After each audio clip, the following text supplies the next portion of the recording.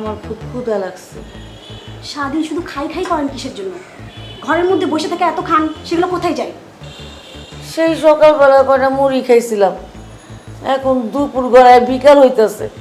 আচ্ছা বুঝছি, থাক, যান রান্নাঘরে ভাত আছে, নিয়ে খান। আচ্ছা।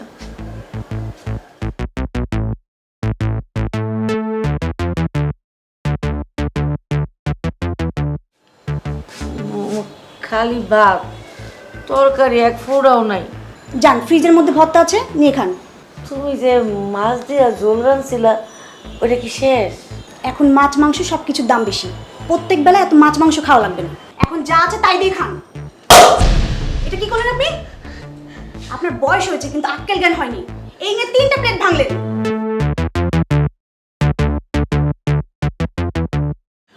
বৌমা, ইচ্ছা করে পালাই রে, ক্ষুদায় আমার হাত পাও কাঁপতাছে। বসে বসে শুধু অন্ন ধ্বংস করেন আর প্লেট ভাঙেন না। তুমি যে আমার এত অসম্মান করো, অপমান করো, তুমিও তো একদিন বুড়া হবা, তোমারও তো সন্তান আছে, দেখো ওরাও তোমার লগে এমন করবো। কি? আপনি আমাকে অভিশাপ দিচ্ছেন? আপনি এক্ষুনি আমার বাসা থেকে বেরিয়ে যান। বৌমা, আমি এই বয়সে কই যাব? আমার তো যাওনের জায়গা নাই। কোথাও যাওয়ার জায়গা না থাকলে বৃদ্ধাশ্রমে যান, ওইখানে অনেক জায়গা আছে।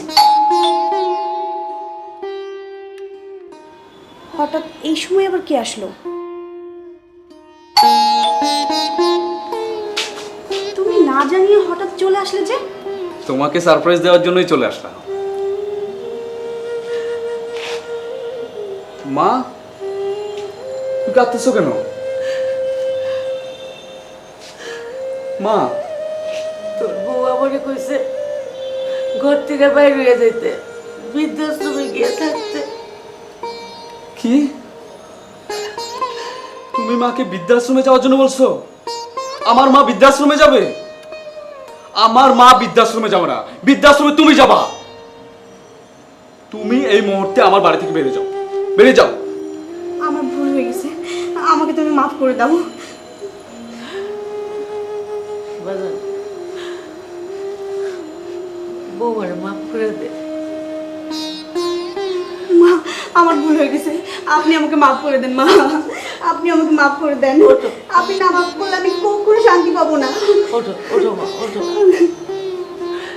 একটা কথা মনে রাখবা, যেমন কর্ম তেমন ফল।